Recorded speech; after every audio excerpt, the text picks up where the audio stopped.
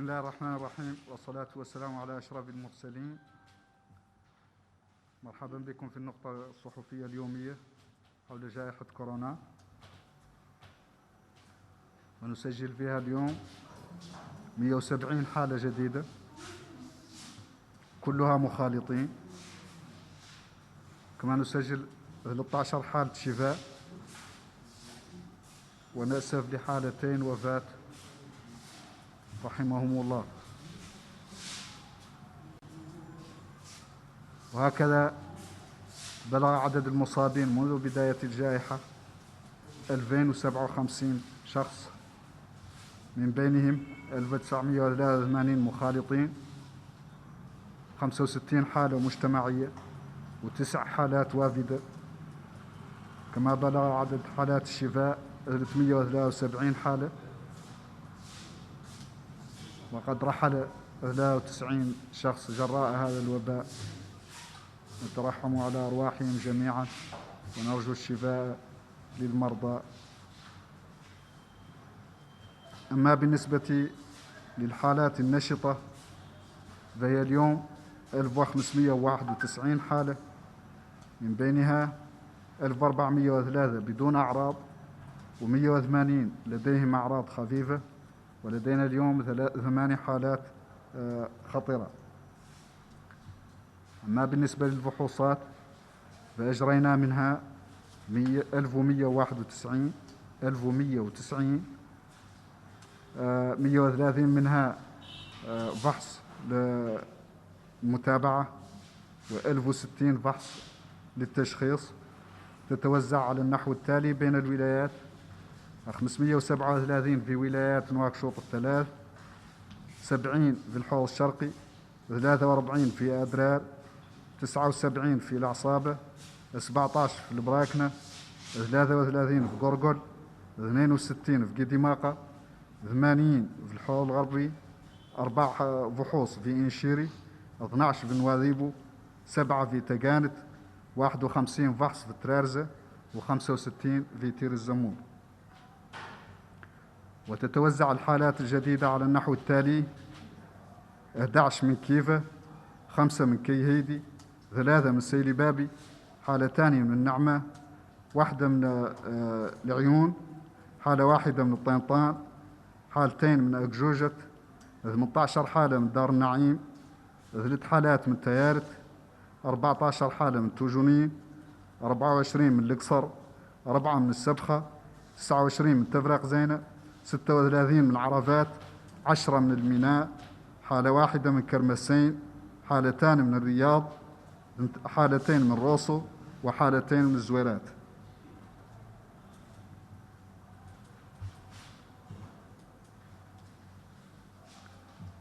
Chers citoyens, bienvenue au point de presse quotidien sur la situation du Covid dans notre pays, marqué ce jour par 170 nouveaux cas.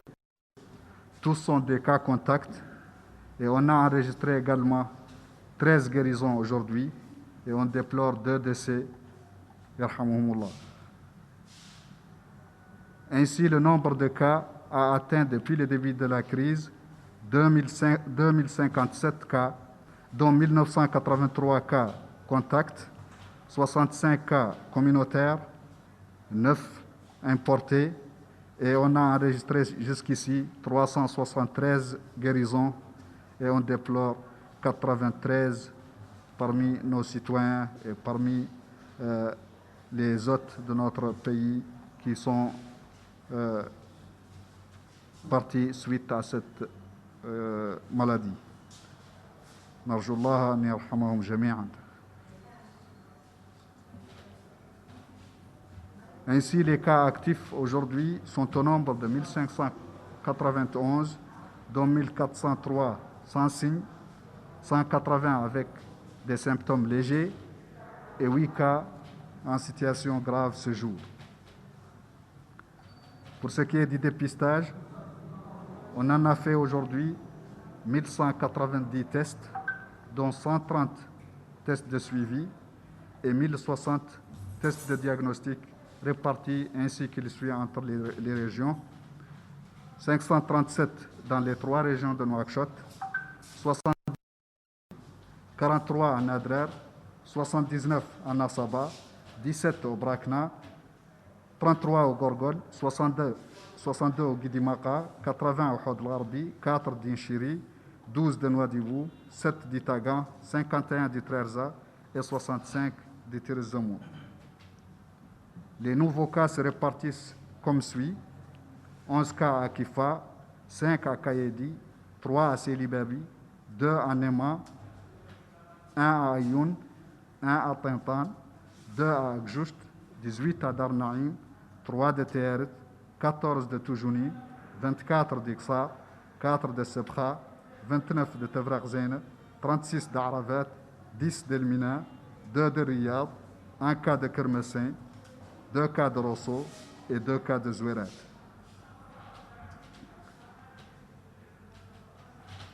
ونختار نشير لأن عدد الحالات الموجبة اللي نسجلوها مرتفعة، بمنحنى مرتفع مازال في المرحلة اللي هي، وأملنا على أن هذا الارتفاع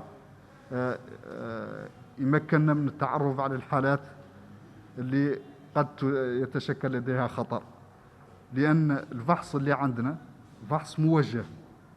معناها استراتيجية الفحص اللي عندنا موجهة نوعا ما، باللي احنا نفحصوا أول بأول الناس اللي عندها أعراض، الناس المخالطة لحالات مؤكدة، وهذا يجعل على احتمال وجود حالات موجبة من بين الناس اللي نفحصوها مرتفع جدا.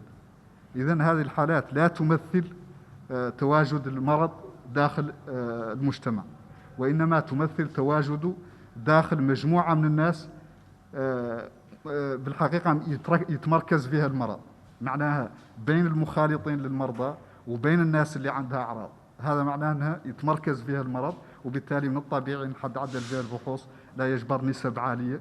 وهذا احنا ظاهرنا على أنه مؤشر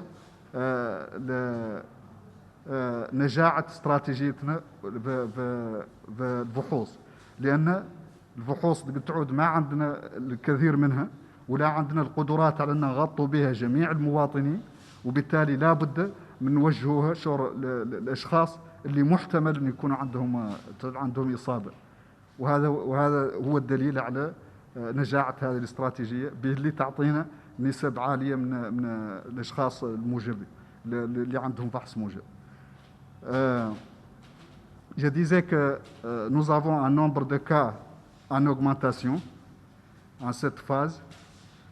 On ne peut pas encore dire que c'est représentatif par rapport à la tendance de l'épidémie, parce que nous ne faisons pas de tests de dépistage systématiques à toute la population, mais notre stratégie de dépistage est orientée vers les personnes les plus susceptibles d'avoir au Covid, à savoir les personnes contacts de cas avérés ou bien les personnes symptomatiques. Nous ciblons en particulier ces groupes, et il est normal que l'infection soit concentrée dans ces groupes. Et c'est ça qui fait que le nombre de cas est élevé dans nos activités de dépistage, et ça montre que notre stratégie de ciblage en matière de dépistage est une stratégie qui donne des résultats, parce qu'elle est orientée vers l'identification des personnes infectées, et donc on les cherche dans les milieux où ils peuvent être. Ça veut dire que notre stratégie nous permet de les identifier. Sur ce, je vous remercie. وإلى غد إن شاء الله. إذن حصيلة اليوم حسب ما أعلن مدير الصحة العمومية سيد سيدي الزحاف هي 170 حالة موجبة، حالة إصابة جديدة بفيروس كورونا، ليرتفع بذلك عدد المصابين في البلاد منذ شهر مارس الماضي إلى 2057 حالة إصابة. من بينها اليوم أيضا تم تسجيل 13 حالة شفاء، ليرتفع بذلك عدد الحالات التي تماثلت للشفاء من هذا الفيروس في بلادنا إلى 373 حالة.